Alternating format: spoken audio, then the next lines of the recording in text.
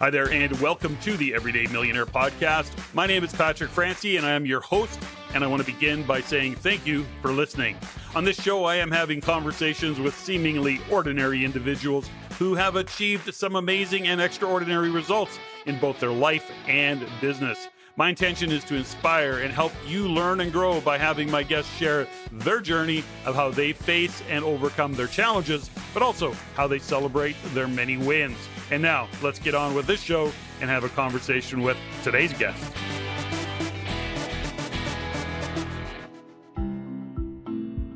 My guest today, Erwin Szeto, is a seasoned real estate investor-focused realtor and specialist.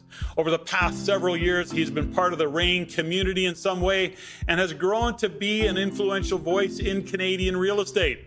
With a career dating back to 2010, he's facilitated close to $500 million in income property transactions through his team and has impacted the market with strategic insights and leadership. While he's navigated the ownership of over 40 properties in his own portfolio, his current focus has moved on to teaching investors to harness opportunities in the cash flow positive, landlord-friendly Sunbelt states. Yes, many Canadians are heading that direction. Erwin's accolades include being a 4 times Realtor of the Year to investors in Ontario, including twice he's won the Real Estate Investment Network Realtor of the Year award. He's hosted the number 81 ranked business podcast on iTunes called The Truth About Real Estate Investing for Canadians. And he has created wealth for 45 millionaire real estate investor clients.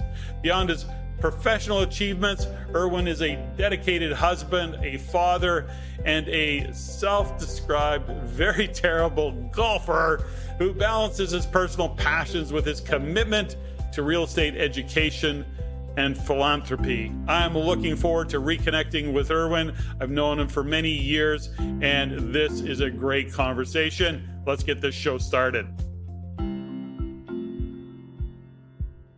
Erwin Szeto, thanks for joining me on the show. Welcome. Thanks for having me, Patrick. It's an honor. Now, Erwin, you have been part of the REIN community at some level for many years. You've been a real estate investor, Rockstar real estate, but that's not where you started. And we're going to get to a lot of things that you're doing and what you've got on the go. But let's go to just the basics. As much as your bio is comprehensive, I always say to my guests, nobody does a better job than answering the question of what do you do than my guests. So bio aside, when somebody walks up to you these days and says, so Erwin, what do you do? What's your answer to that question? These days, I'm telling people I'm selling my portfolio in Ontario and taking all my capital to where I'm appreciated in the landlord-friendly states of the USA. Now, you're based in Ontario. And So when you make that statement, that's a pretty big statement, to say, no, I've decided I'm going to exit Canada. Or to what degree are you looking, when you say that, are you thinking I'm going to exit 100%, or is it partial, or what's your thoughts around that? Well, I don't want to pay all my, I don't want to have an enormous tax bill. So this will be a slow disposition of my assets. I plan to sell a couple this year, a couple next year, and a couple more after that, just to spread out my tax and also just to benefit from the recovery of the real estate market. So when you look at what's happening in Ontario, since, of course, the lockdowns and the changes and the increase in interest rates and the potential decrease, but at least the flattening of interest rates, how do you see the market? I mean, I get that right now you're looking at it much friendlier in the U.S., and many people are taking their capital and heading south, not the least of which reasons are, to your point, far more landlord-friendly part of the world. So when you look at the Ontario market, is it really just doom and gloom for you right now, or do you see a future as we get into 2025 and beyond? What's your thoughts around it all? My thoughts are we'll see price appreciation as rates are cut. The immigration story is still there. The lack of housing is still there. The lack of cash flow and affordability is still there. Mm-hmm. But rent control is strong and firm. So, any Ontario or BC investor knows, like, if you look at your cash flow statement like your cash flow, you do your cash flow zone calculations, all sorts of things like REIN taught us, plan that out for 5-10 years. And what does your cash flow look like then? Because with rent control, you're in a lot of hurt because we all know expenses are going up and there's no stop to inflation. And rent control, I say it to investors all the time now, like if in your day job, someone said you can only, as great as you are, Patrick, you destroyed your sales targets, but we can only give you 2.5% more a year in income. Would you take it? I think everyone would say, go shove it. Yeah. Right. So I kind of feel that way right now. Like, and then also just throw this out there. I've been saying this a lot to like Ontario and BC investors, like you live in BC, you can appreciate it. Like we subsidize the housing inflation for our tenants, right? We're required to, and no one's ever said thank you. So I'm kind of tired of this. And of course, on the other side of that equation is the tenants are going, greedy landlords up in their rent, and of course, this problem. And if we're informing all the properties, we all have houses ourselves. Yeah, and the provincial and our provincial and federal governments are going, those darn landlords, they're the bad guys. Of course, they accept no responsibility. We could go off on a whole rabbit hole around that conversation.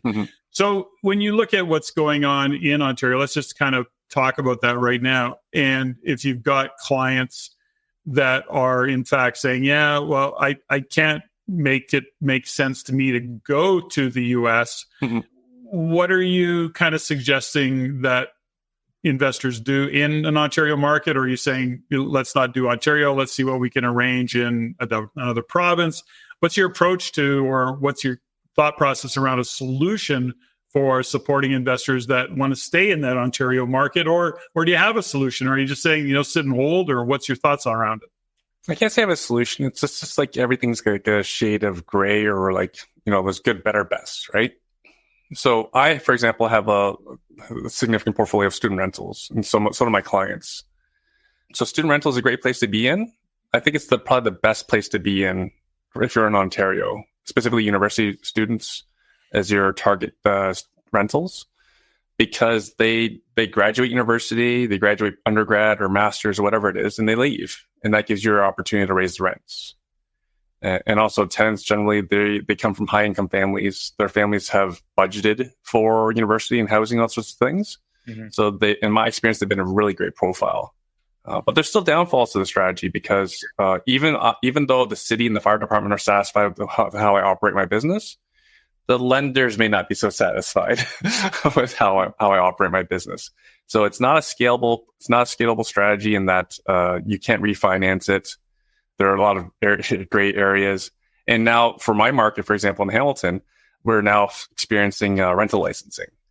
So I'm staring down several $1,000s of added costs to accommodate rental licensing, then an ongoing $600-700 a year on top of all my other expenses.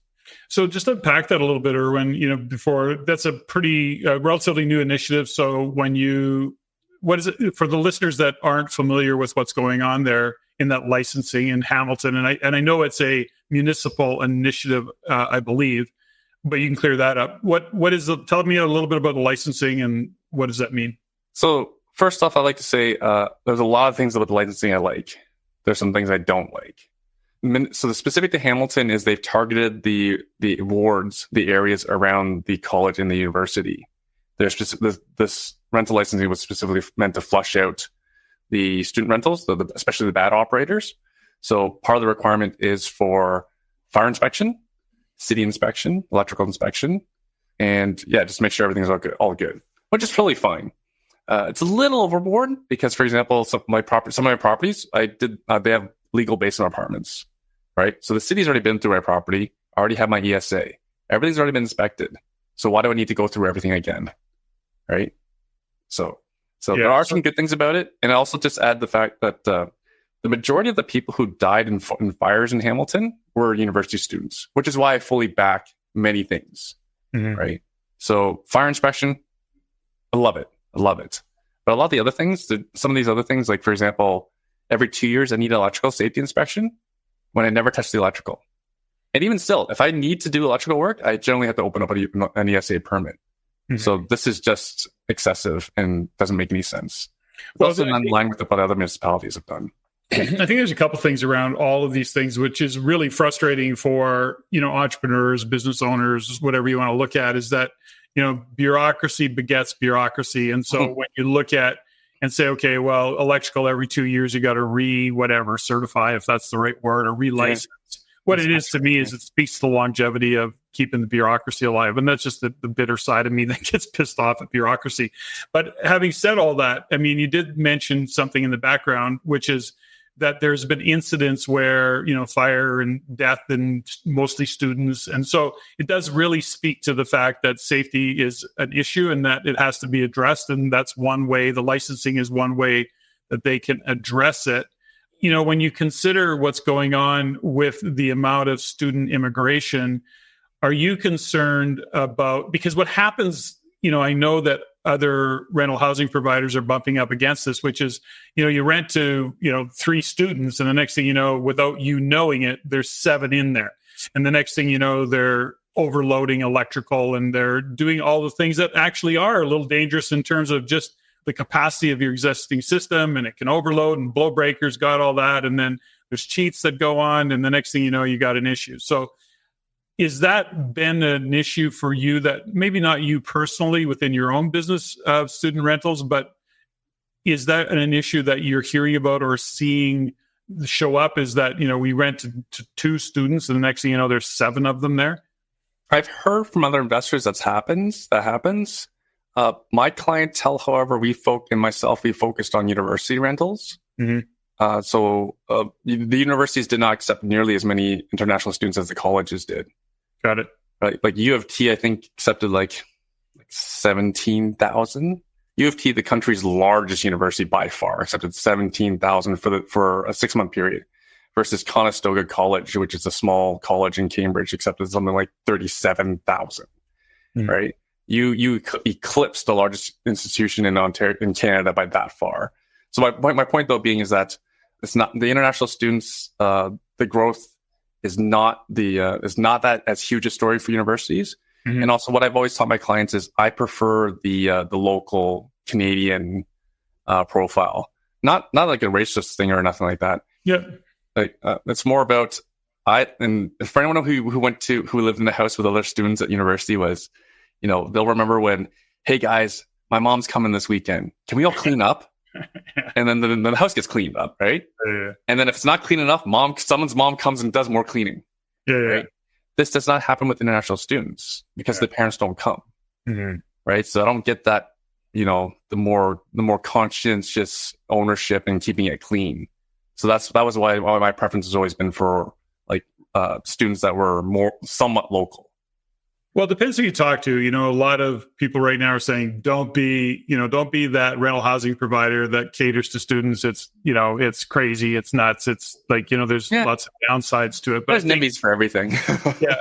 Well, but I think what I'm hearing in all that you're saying, Erwin, is that, you've been playing the game long enough now that you also understand, a factor that in any business, and if we treat our real estate investing like a business, there's going to be strategies, there's going to be tactics, and then you ultimately have to, fine tune the model. You have to fine tune the strategy and dial it in. And what you're saying is, yeah, but I'm going to cater to this particular demographic, this particular clientele, and I'm going to look after them, and I can tweak and refine what I need to make that make sense, not only for me, but still provide a great service for my tenant profile. But that comes from just, experience and savvy and going, okay, hold on. We can't be everything to everybody. I'm just not going to because what we know is happening in the world from an investor point of view is that I would say that very few real estate investors are particularly sophisticated. I'd like your view of that world. I mean, REIN's been teaching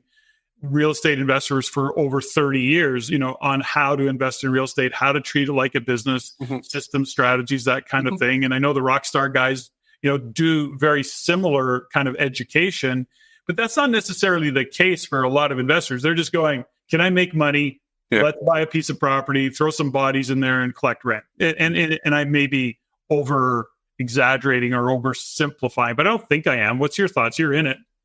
I think a lot of the market is that way. And for anyone, for instance, I remember you were talking about like mistakes that people have made. So very common, like very common mistake for almost any investors when they inherit someone else's tenant. Say they buy a property, they inherit a tenant, and then you will quickly realize how not serious some landlords take this business. Or if you've been at landlord-tenant board, right? If you heard the cases where tenants have legitimate beef with their landlord, you realize how some people do not treat this very seriously, nor do they respect their tenants very well. So yeah, I would agree with that. It's a big market. We're always see spectrum, right? There's lots of great landlords. There's lots of great tenants. But of course, there's always going to be the other side as well. So when you look at what's happening and has happened in the Ontario market, we see this big, an interesting downturn, isn't it? Because you've got the detached, the amount of, detached inventory is like nothing relatively speaking. We're running across that, we're seeing that unfold right across the country, but your backyard happens to be Ontario. I just happened to have a conversation with, a member in Calgary who's exactly like similar to you. That's what they do for a living on top of, they support real estate investors, including property management, all the things that they do. But the point is that there's very, very little inventory. Cash flows are getting tougher. The only, some of the workarounds are CMHC. It's getting harder to be an investor, which then is another interesting component of the downward cycle, which is, okay, now we don't have retail investors, as in mom and pops, the individuals that are supplying housing for a growing population of renters. And so it seems, there's the opportunity is there, but you have to be really clear and try and find deals that cash flow is getting more and more difficult. Doesn't matter where you're at. But when we look at, let's say, Toronto/GTA, probably Hamilton, when you think about the condo market, now that's an interesting market. It seems to be right now that all of a sudden there's a flood of condos on the market, completions, that kind of thing. Can you speak to that a little bit? What do we, I'm pretty clear on my own view of pre-sales and the whole condo market. I know a lot of people have made millions of dollars and hundreds of thousands of dollars investing in the condo market. I've always said, great, but just know that if you're not dealing with a great realtor that knows what the hell they're doing and what they're talking about, you risk running, the music could stop. So if you're only buying and investing because you're planning on a signing, that's a big risk, if you don't have a plan B and C. So that's a little bit long-winded into the question of how are you seeing the market? I don't think that's your specialty, but if it is, great. And if not, you still, as an outsider being in that hood, what's your view of what's going on in the condo market these days? A good analogy for the condo market is it's kind of like flipping. Like it can make a lot of sense until it doesn't make sense. Yeah. And then you get wiped out. Yeah. Right. So no different than the condo market for over a decade, it made a ton of sense. Yeah. But for the folks who like scaled up, like, oh, I made all this money. I had like 8 condos, whatever. Like I think I'm going to keep scaling up. And then they get caught and they get wiped out. Like lose all the previous profits.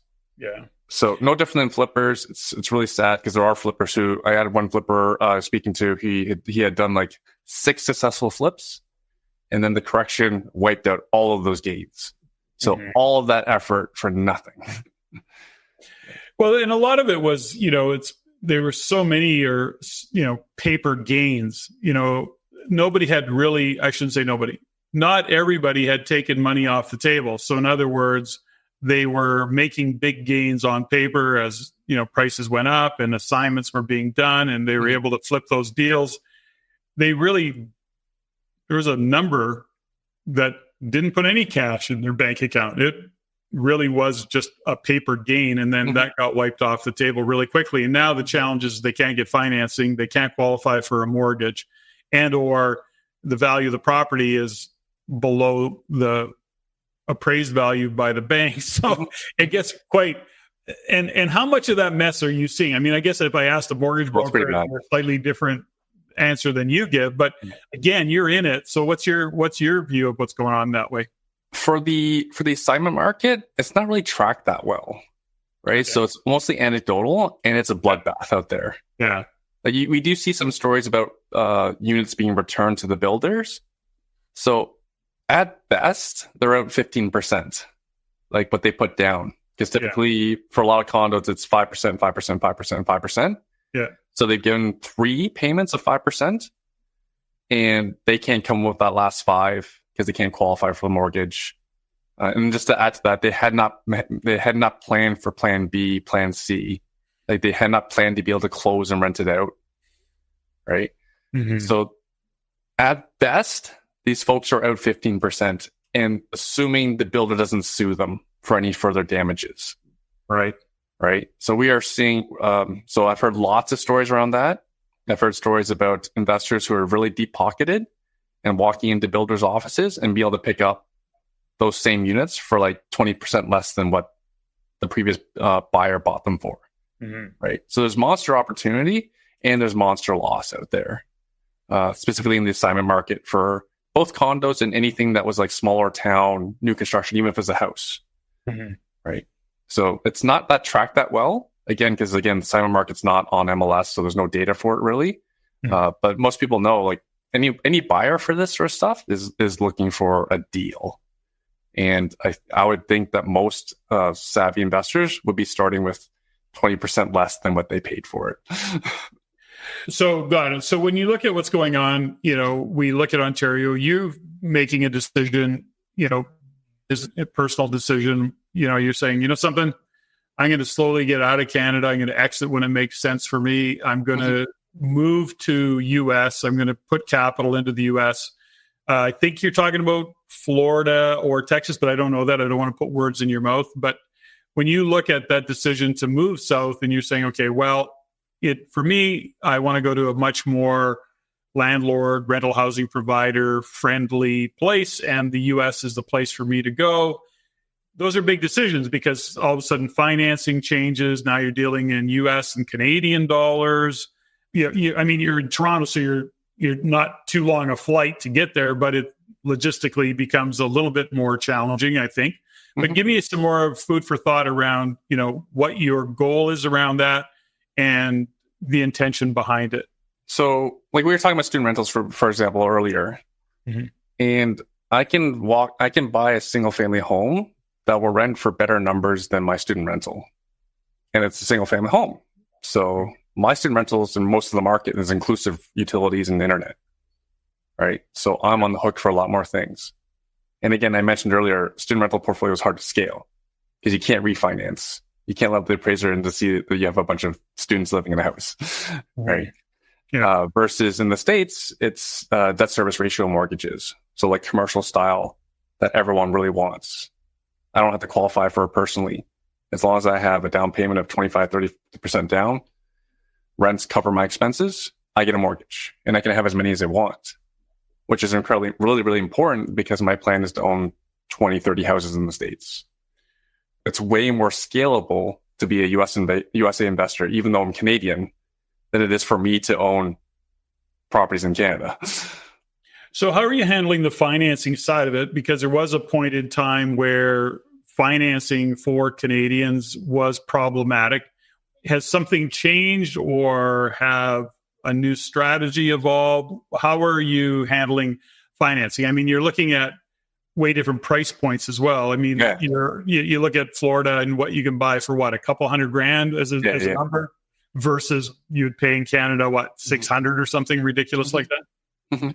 How are you handling the finance side of it? The numbers are way smaller, but they're not inconsequential. So how are you handling the financing side of it? So to your point, I'm looking at price range between 100,000 US to like expensive on $350,000 US. Yeah. And the financing, that's part of the reason why I did the whole pivot as well, because back in 2008, even in the REIN meeting, we were being educated, where it's landlord friendly.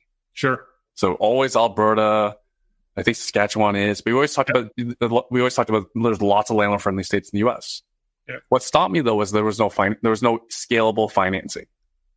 If you're independently wealthy, high net worth, you can get a mortgage for a cottage or something, whatever you want to declare a cottage, but that's not scalable. Yeah. Right. Versus now, my one of my old mortgage brokers I've been using for years. He used to be the number one person at his bank. Can't name which bank, but we all know it. One of the big five. He's an investor-focused mortgage agent, and he got recruited by a lender in the States. They said, "Hey, you're investor-focused. We'd love to lend Canadians on income properties." And Scott Dillingham from Lend City, he lives in Windsor. He's dual citizen. So he's like, "I'm game." So he opened up a shop in the States, and now he has 30 lenders ready to go to offer mortgages to non-residents, meaning Canadians, to buy properties in the States. And these mortgages are, again, they're small business loans, essentially. They're commercial style mortgages. I don't need credit necessarily.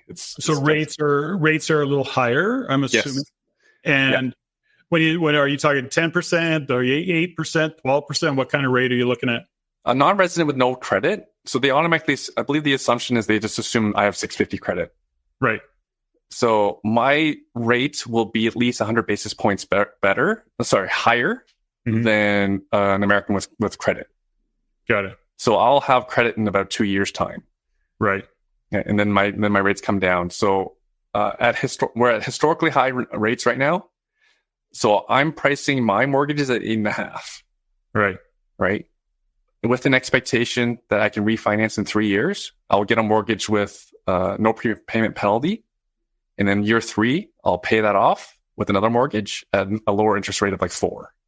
Understood. And I'll lock it in for 30 years. Get in there for 30 years. Yeah, 30 years. How's that for risk management? That's awesome. And then from a down payment, are you looking at 25 or 30%, 50%? What kind of down payment? One thing that Don Campbell said a long time ago that I'll never forget is, if it doesn't cash flow, put down more cash. More money. Yeah, because cash will make it cash flow. But no, I'm not saying like go nuts. Again, I'm at a different stage of my life. I have assets. I've been at this a long time. So my plan to force the property cash flow is I'll be expecting to do like 30 to 45% down in cash. Yeah. Like I have many, we have significant lines of credit that are available to us. I've abused them long enough. So I'm looking to pay a little less interest. I'll go with the bigger down payments to ensure that we're not negative cash flow on anything. It is interesting, isn't it? We get over the past several years, we've been historic low interest rates. When I was building my portfolio many years ago, starting back in 2000, at the end of the day, I don't think I bought anything for less than 25% down. That was the norm for us. And it's actually the strategy that we set. We wanted that gap, if you will, or that buffer in terms of what we were doing. So we put 25% down on everything. And we also added a minimum of 2% into the reserve fund when we were building our portfolios. And, that turned out to be, more good luck than good management, perhaps. But ultimately, we weathered the 2008, 2009 great financial crisis that Canada didn't feel so much, but it's not like we didn't. There was certainly some fallout from that. But that was part of what got us through that whole time, was the fact that we weren't over leveraged, which really changed when rates started to come down. I mean, it became the norm is, how much can we finance? Can we finance 100% of the deals of our deal? And a lot of 100% was lines of credit, borrowing to make the down payment. And, that is really when the music started to stop, when rates escalated as much and as quickly as they did. And that's what caught a lot of people off guard. And, it is an interesting strategy. So when you go into the US and you're talking about putting more money in, as in, to your point, you want to cash flow, just put some more money in, and do the math from that perspective. A lot of new investors are going, yeah, but I don't have that kind of capital. And I understand all that. But, when you look at where you can go with it, have to then consider, okay, well, this is maybe where I partner, or maybe I don't plan on buying as much property or whatever. You put a strategy around it. I don't know if you want to add anything to that or not, Erwin. I'll just add to that too, is like, again, the price points I'm looking at are 100 to 350 US. Yeah. To get into $100,000 property. Yeah. So my understanding is the law lenders generally won't lend on property less than 70,000. So, right. But again, $100,000 property, even if it's 150, to come up with $50,000 US, you probably shouldn't need a partner. Yeah. Right. And I should also add that part of my financing too. I'll probably use some HELOC as well because the rate's variable. It's cheaper money than getting US stuff. Yeah. But I want US mortgages, so I make sure I build credit. I think there's what I like about what you're suggesting here, and we haven't said it, but, I'm just seeing it and hearing what you're saying is that, when you look at it, you're putting a plan together. And I think this is the difference between some level, and I know you're quite sophisticated in what you do, but this is it's very basic. You need to put together a plan and do the math.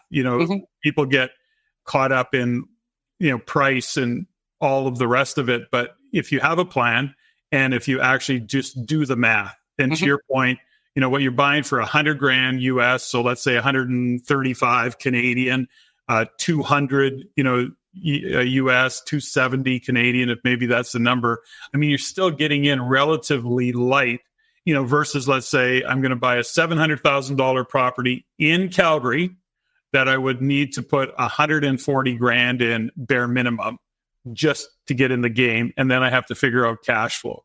So it doesn't matter how you do the math. It sounds on the surface like a smart move to make is to go south. And it's an interesting strategy if you want to play that game. A little different for you though. And in only in that logistically for you to jump on an airplane and go to Florida, way different than somebody getting on a plane and heading there from Western Canada, especially British Columbia, but, even Alberta. I mean, for us to get to Florida is like, it's a long day to get to Florida. It's a 12-hour day right. when you consider it. So there is that part of it too. Again, I mean, that's got to be part of your consideration, I guess. And how much time do you plan on spending in Florida looking at deals? Are you the guy who will say, walk me through it virtually, or do you want to really go in there and, kick tires and open doors and do all the things that you might want to do? What's your strategy around that, Erwin? Again, I wouldn't be doing this unless I had boots on ground. Sure. So I don't have a joint venture partner per se, but I do have a partner, which is a highly qualified asset manager. Yeah. The CIO is ex-Starlight Investments. So most Canadians are familiar. Starlight Investments is the largest apartment building owner in Canada. Dimitri is the name of the CIO, and he was the executive director of investments for Starlight for the U.S. portfolio of 20,000 units in the Sunbelt states. So my partner is, again, the asset manager. So it's their job to do all the heavy lifting, source me deals, manage the property manager, give me my insurance at discounted rates. So they know more about this business than I ever will, right? Again, 20,000 unit portfolio with $7 billion in Sunbelt states in the US. So for me, my comfort level is I'll do a site visit for all the areas I plan on investing. And then after that, I can virtual invest because I'm still getting my client's buying a property in Memphis, Tennessee. The property manager's renovation quote is 87 pages, and it's just as detailed as a home inspection report. Yeah. So it's got pictures of the property and this needs to be remediated, and here's the price, right? Heck, it's 87 pages, $25,000 quote. And also there's a third-party home inspection as well. And part of the beauty of the US as well is if you negotiate properly, the property manager does not charge you fees. There's no fees to be paid if there's no rent coming in. So now our financial incentives are aligned, right? Versus literally there's PMs out there in our community who just let units sit vacant because they're collecting PM fees. Right. Right. And so again, and also the PMs that I'm using. So here in Ontario, and probably the same is true in BC, I tell people your greatest risk is your tenant, right? So now by going to landlord-friendly USA, I've removed that because a bad tenant's removed in 30, 60 days, right? I also have last month's rent. So my risk is if they go to 60 days, I'm at 1 month rent. That's my worst case scenario. Not bad, eh? So again, I've removed some risk. So, but when I go to landlord-friendly USA, now I see the greatest risk is being my property manager, which is why my requirement is I want an institutional grade property manager, folks who have hundreds or thousands of doors in that city under management, right? So they have lawyers on staff, accountants, they have carpenters, plumbers, handy people all sorts of things. So they make management like super easy. So that's why I don't have to necessarily get on the plane to go look at properties, because I know that these people were all incented in my best interest. Yeah. So when you look at what you're doing, Erwin, again, I listen to what you're saying, and then ultimately you're putting a plan together that you're going to execute on a plan. And part of that plan is to make sure that you have the right team in place, which sounds like that's part of what you've been doing. When you look at asset type or property type, you're looking at real estate. Now, are you looking at multifamily stuff? Are you looking at single family? And then when you look at specific, geographic regions in any given part of Florida, are you really dialing into what's going on in, whatever Florida town or neighborhood? How are you kind of dissecting that? So I've done well in real estate. I haven't done that well, but I can afford. So I want diversification, because anyone who studied real estate knows what happened to Michigan, for example, right? In the financial crisis, when the automotive got decimated, that state died from within, right? So I believe strongly in geographic diversification. So again, I'm very risk adverse. So I'm actually, just to say it, I'm avoiding Florida completely. Oh, okay. Got it. Yeah. I've good friends that love Florida. I love Florida to visit. I love Disney. Yeah. But I cannot imagine putting one of my assets in front of a hurricane, knowing it's coming, right? And knowing that my community will be affected by it. Yeah. Right. Because that'd be upsetting to me to see my neighbors getting affected by it. So I'm just choosing neighbors that don't get affected by hurricanes or tornadoes or forest fires. USA is a humongous country. So I'm seriously just kicking it old school. I'm going by the REIN Gold Mine scorecard. And, really, really important on REIN Gold Mine scorecard is population increase. Yeah. Population increase is driven largely by job growth. Yes. And one of the massive stories in the States is they're reshoring manufacturing. They're looking to double their manufacturing in about 5 years' time. So there's all these factories that are being opened up. So my theory is just buy between the factory and the city, and then I'll get in the way of all these people making six figures.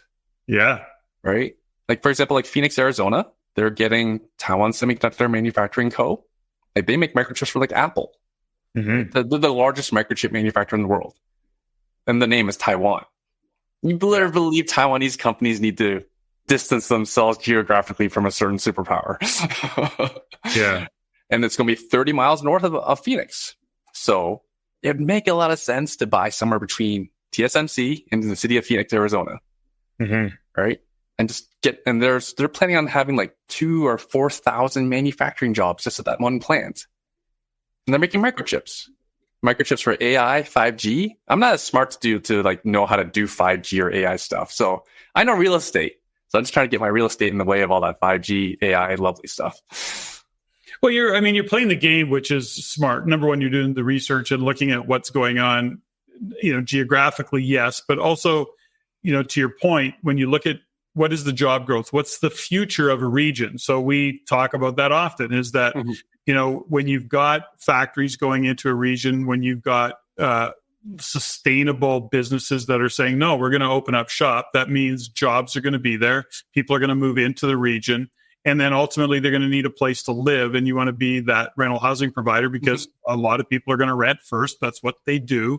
And then ultimately, the goal here is to get in front of the wave, not chase the wave. So in other words, you're looking at a region that's in future process, but have decisions been made, tractors are moving dirt. Yeah. All those things are happening. You're going, okay, so this has no choice but to grow. There's no option here. People are going to move there. That means infrastructure is going to be built, more jobs. That means there's going to be jobs ultimately there, which means people, which means they need housing. So as an investor, the point of that is to look into the future and say, maybe there's only 500 people, or there's 5,000 or 50,000. But when you look at what's going on, there's going to be significantly more in the future. So demand for what I'm providing is only going to increase. And when you look at supply, and of course, then we look at the appreciation growth, rental growth. That's how I'm hearing you. Is that how you're looking at it? That's exactly it. In a business, you want to get in the way of growing demand. Mm-hmm. I have more customers I can potentially rent to, right? And there's no rent control. So as rent prices go up, I'm able to raise my prices. Like I'm open to people poking holes in my thesis. I welcome it.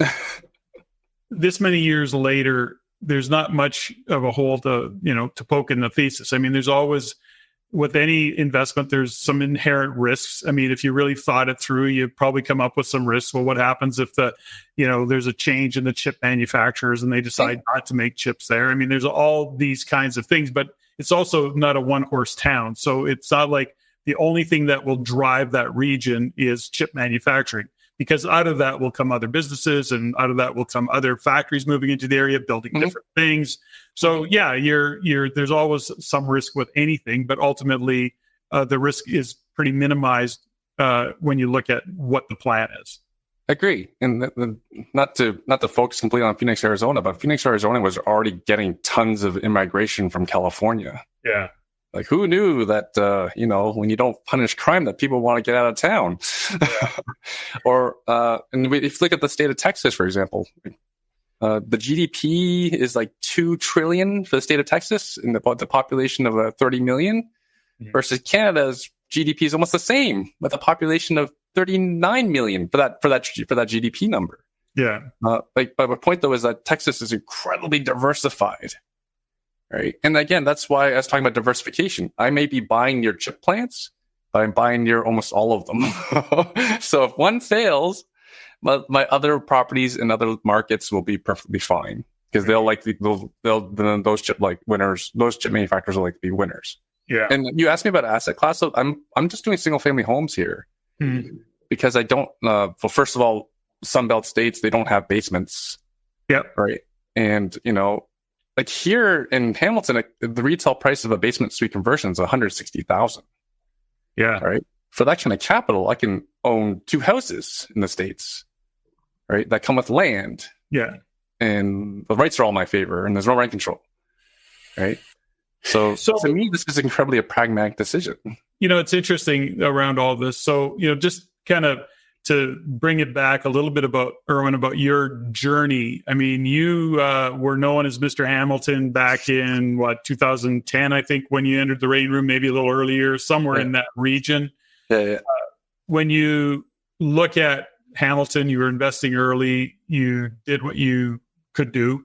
But ultimately, you've probably done reasonably well in the Hamilton market in terms of growing your portfolio. And, for you to make a decision now at this point in your career is, I'm sure well thought out. And so when you look at the journey that you've been on, if you were do you have any regrets about some of the decisions, or do you see where, okay, no, it's time to, you made the decision to say, let's move on, but you've been doing this a while now. So when you look at, in hindsight, would you make a bunch of changes to the strategies or what you've been doing? I would have a lot less gray hair if I'd started sooner in investing in the States. I have a lot of gray hair. So regrets, sure. But, again, we did very, very well for ourselves. We were buying properties for 150, 225. Yeah. In Hamilton, I remember paying $400 for a duplex, and now those duplexes are partly out of favor right now, but still, a duplex is now $760, right?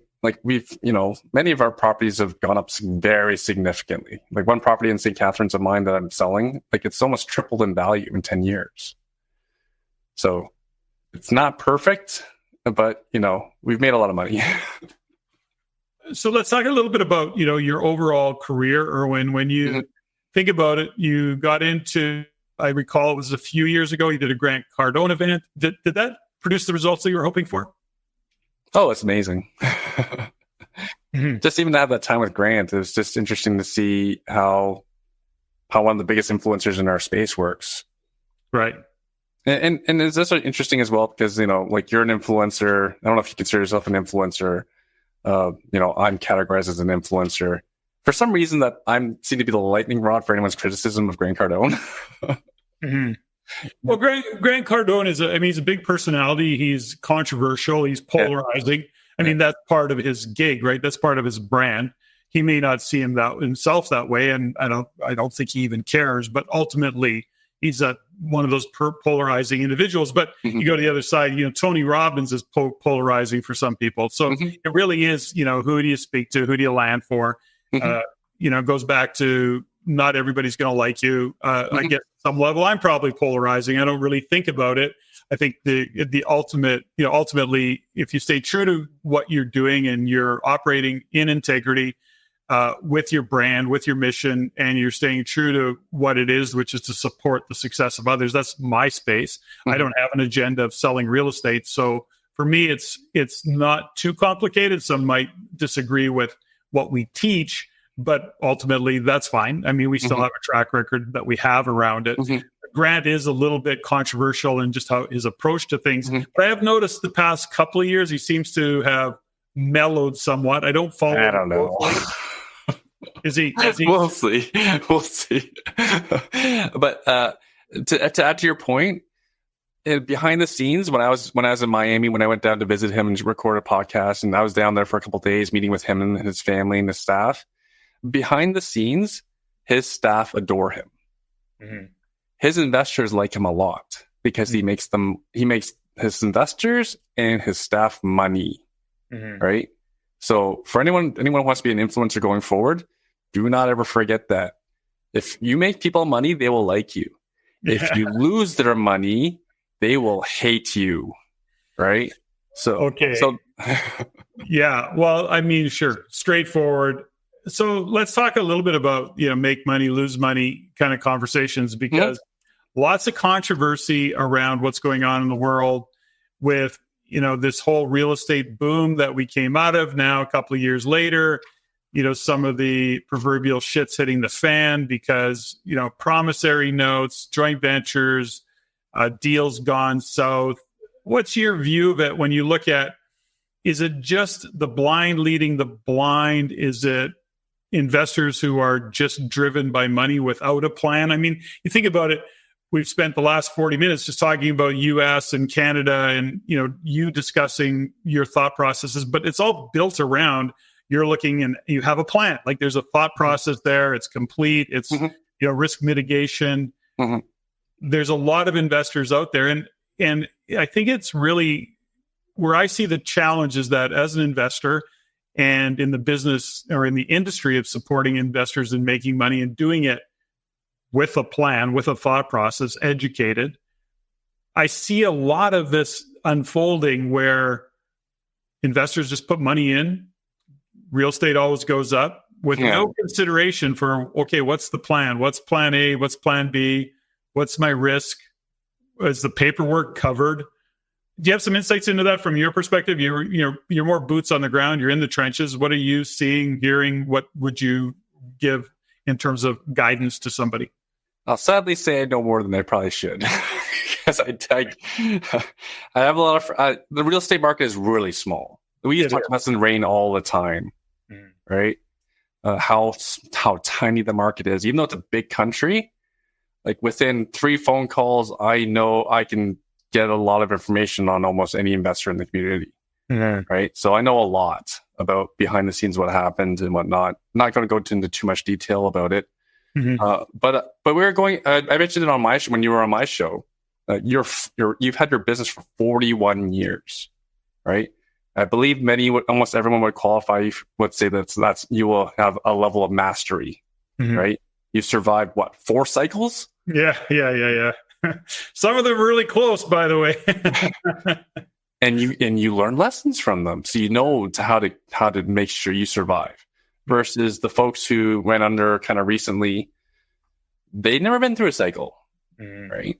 They started somewhere around, I know one that's in the news a lot lately. I think he started around 7 years ago, which is not a full cycle, right? And then people are just throwing money at these people.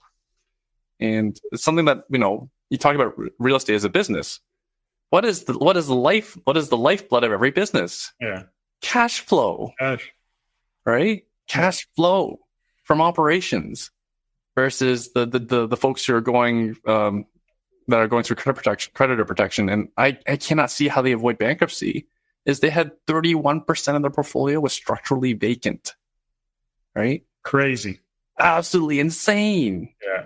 Like, if these people were in a REIN room and like, hey, I got 800 doors and we're 30% vacant, right? Like, as in like uninhabitable. People will be like, oh my God, no one would be thinking to give these people money. Yeah. Right. But, it is. Yeah. Yeah. Everybody keeps saying, we keep hearing the headlines, about the debt crisis. And I keep going, it's not a debt crisis, you guys. It's a liquidity crisis. Be very clear about it. It's not about the debt. It's about the lack of liquidity. And so I guess it depends on how you look at it. But ultimately, that is, the challenge that a lot of people are facing. But I think, back to this, over the years, I've seen it many times. I can almost call it. I've called a few. It was a little bit lag where I'm going, and I'm listening to this person talk about their portfolio and the growth and all the rest of it. I'm going, something. I've seen this too many times. Yeah. And then it sometimes takes a few years, takes 3, 4, 5 years. And then, okay, yeah. Oh, did you hear blah, blah, blah? And I go, no, I didn't hear it, but I'm not surprised. I was expecting it. Just took longer than I thought it would. And in the meantime, it's a mess to clean up because there's a number of investors involved. There's a lot of legal, you can sue anybody for anything these days, but if there's no gas in the tank, it just isn't going to help you. You'll spend a ton in legal fees and not recover anything. So these are often the challenges that happen in these complicated scenarios. But again, I want to go back a little bit more on your journey, Erwin. I mean, you've done like every entrepreneur. You've been through your ups, your downs. You've been creative. You've tried different things. And, when you look at your own background and your own history, where does your entrepreneurial spirit, one of the things I like to investigate is it nature or is it nurture? Was it something that because your parents were entrepreneurial, or was it what got you on the journey of being an entrepreneur? So, you remember, just your listener doesn't know, I was previously married. Charity that everyone knows is my second wife. And it was actually my ex-wife's father who introduced me to the entrepreneur world. So he was like my rich dad in the rich dad, poor dad story. My dad's a doctor, so he's not poor. Yeah. He's not an entrepreneur, right? You're a doctor. It's pretty easy to make money. But to see his name is Bob. Bob was a master plumber and had his own plumbing business. And he had other plumbers working for him. And he was really successful. I had like, wow, here's someone who's blue collar, really successful. And he's got a scalable business. And he was the one that actually got us into real estate. He was the one that handed me Real Estate Investing in Canada by Don Campbell. He was the one that got us started investing. So I'm not qualified to be a doctor. But the sight of blood makes me puke. I can't stand needles. That was never in my path. That was never going to be on my journey. So I'd always wanted to be rich in my life. I always wanted to be rich. And then the introduction of real estate right before the financial crisis. But the financial crisis taught us was like, we were like, oh my God, the world's over. We got all these properties. We're going to lose everything. And then when the reality happened was there was no mortgages. There's no liquidity, credit crisis, and there was no mortgages. And our tenants were still paying rent. And then even better, when they left, there were all these tenants coming out of the woodwork because no one could get a mortgage, right? And at the time, my stock portfolio just got hammered. And like, this real estate stuff's working. So let's invest more time into it. And then shortly after that, I joined REIN back in 2008. Like, this thing's really working. We should invest more of our time, money, and effort into this, right? Like, we're doing great in a financial crisis. Yeah.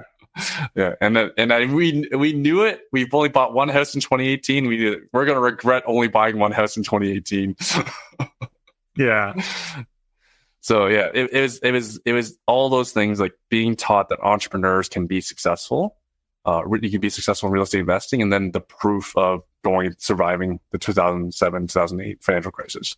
And then along the way, so then you got a realtor's license. When did you jump into that? Did you take that on early on in your career? 2010, I did it. I'd outgrown the broker that we were using. He was a broker owner and very successful in his own right.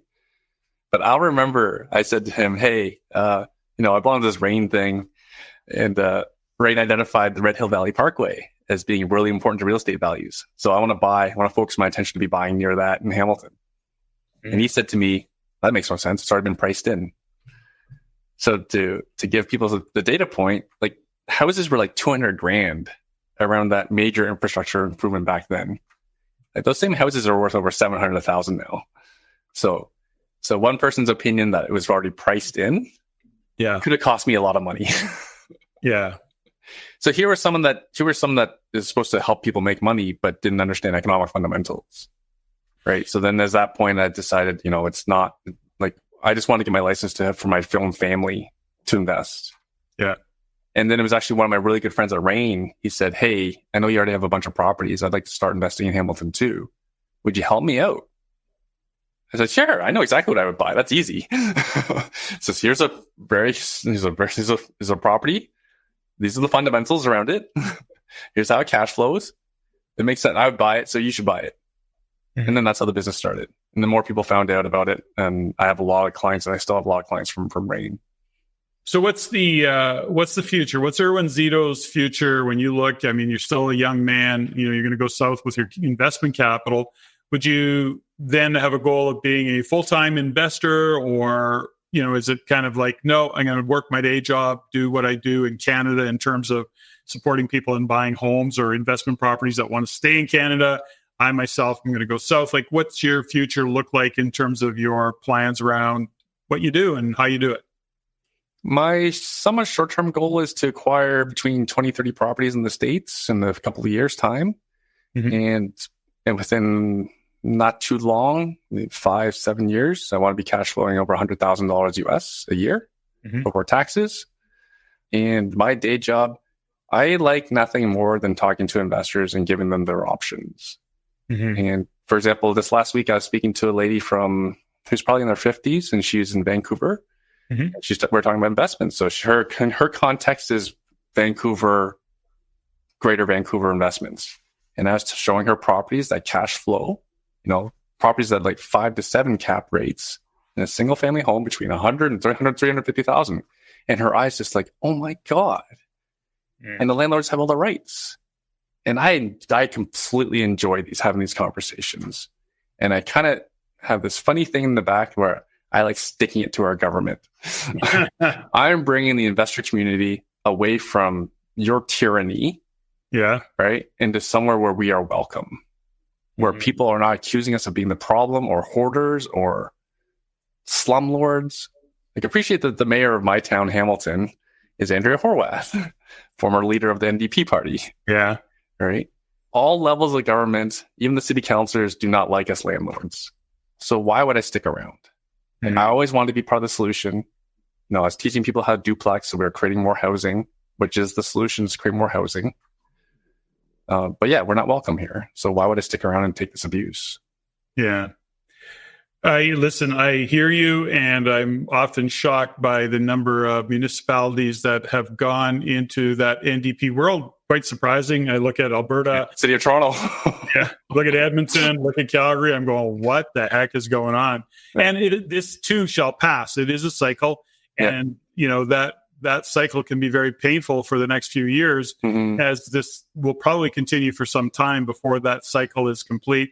We'll see what happens in a federal election, at some point, and see what starts to shift then. Mm-hmm. But that is, it really can be a little bit, if you get down about it, it's, you do what you're doing, which is going, I'm out, I'm going somewhere else. I'm putting my money to work somewhere else, and my focus somewhere else. And that, of course, is not good for Canada as a whole. And so, it's hard to, how do you maintain, I'll ask you the question, Erwin. I mean, do you still have some optimism for Calgary economically, or, I mean, you're still living here. So at some point or at some level, you're either bearing it or begrudgingly grinding your way through it. But what do you see for the future from your perspective in terms of how optimistic are you about Canada? Okay, dead air. Okay. So some basic research everyone I think should do is to ask the question, how will the Canadian dollar fare against the US dollar over the long term? Mm-hmm. We are a country And at all levels of government, we love debt, right?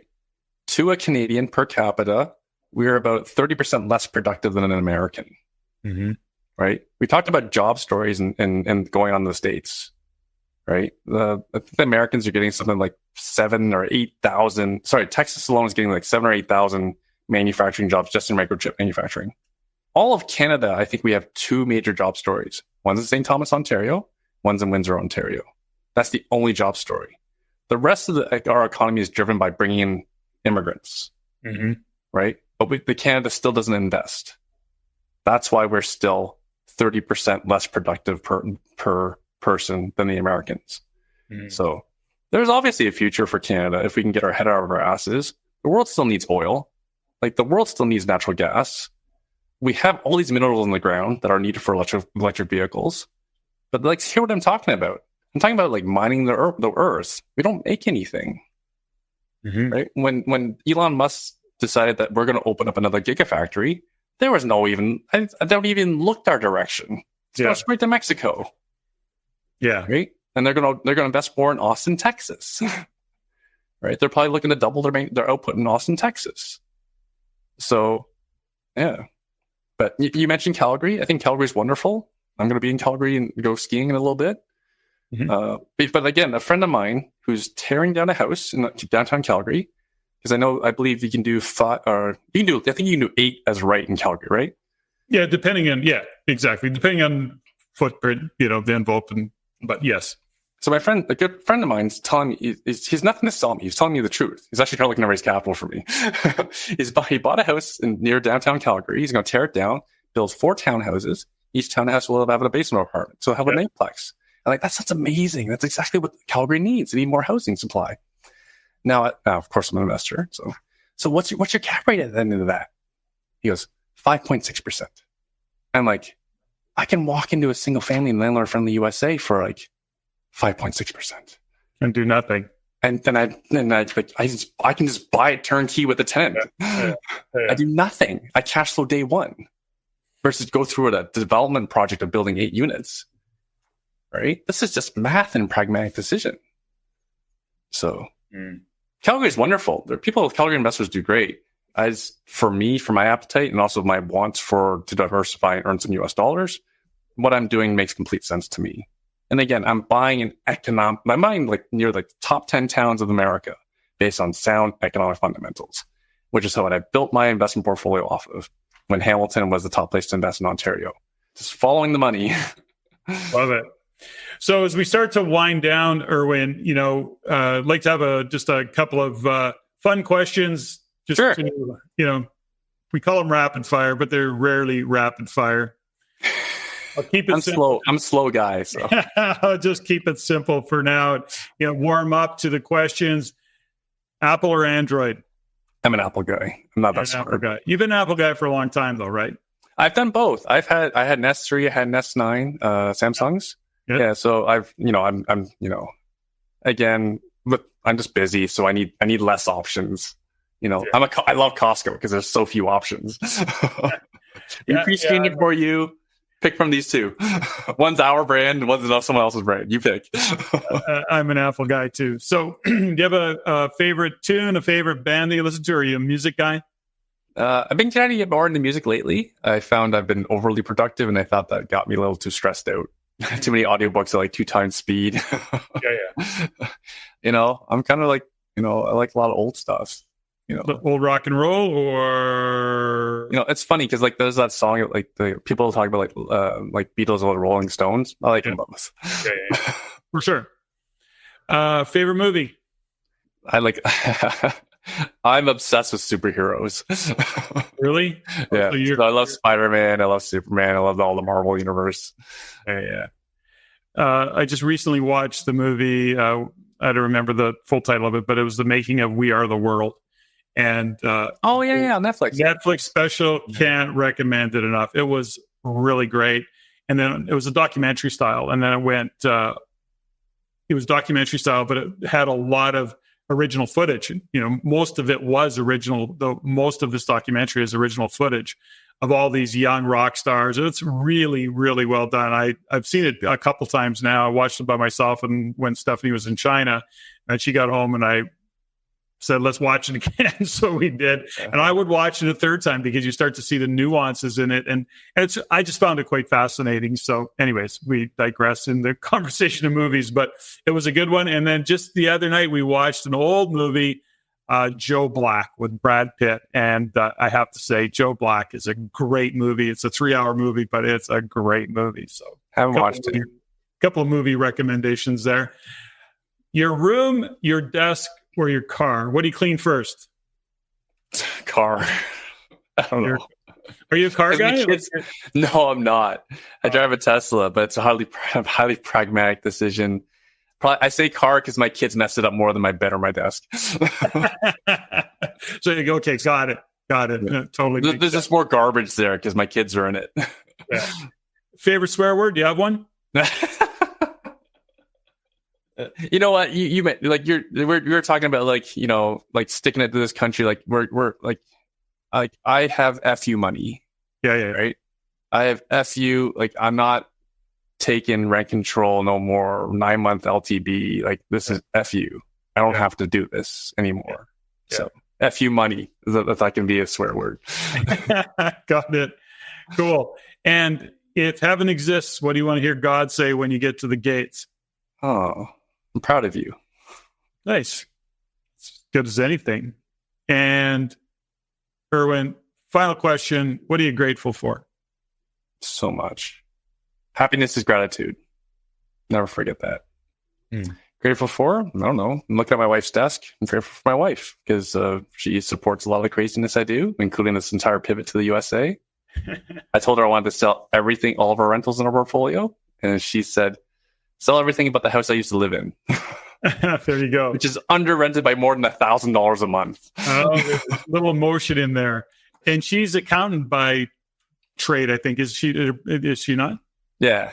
She has 2 accounting firms now. Yeah. So, you know, when you think about that, consider that she's doing the math somewhere in her head. She's looking at a spreadsheet going, okay, that makes sense. Yeah. And again, the big piece is it'll be a lot less grief. But yeah, the capital gains tax, you know, like the saying goes, death and taxes, there's no avoiding it. But it'll be painful. But again, like my kids are 8 and 10. So they're approaching their even more fun years and more busy years. Mm-hmm. So I need to pacify as much as possible, including my real estate portfolio. Beautiful. Now, just to end all of this, because we haven't caught up for a while, you used to be pretty fanatical in your training. How are you doing these days? Are you still training hard? What are you doing these days? I golf at least once a week, even though it's indoor. That's pretty physical. That's about it?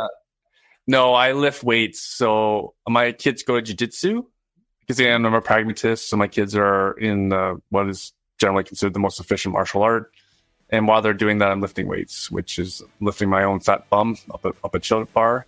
Beautiful. And I squat and I bench. And I get that done as fast as possible. And just to, you know, efficient. Keep moving. Yeah. Beautiful. That's awesome. Good mentally, good physically. And Erwin, thanks for joining me on the show today. Thank you so much, Patrick. It's been a slice. Ladies and gentlemen, thank you for listening. If you found value in the podcast, please take the time to rate and review and share with others. Share with your friends. As it is my goal to always improve and to provide the highest value for you, the listener.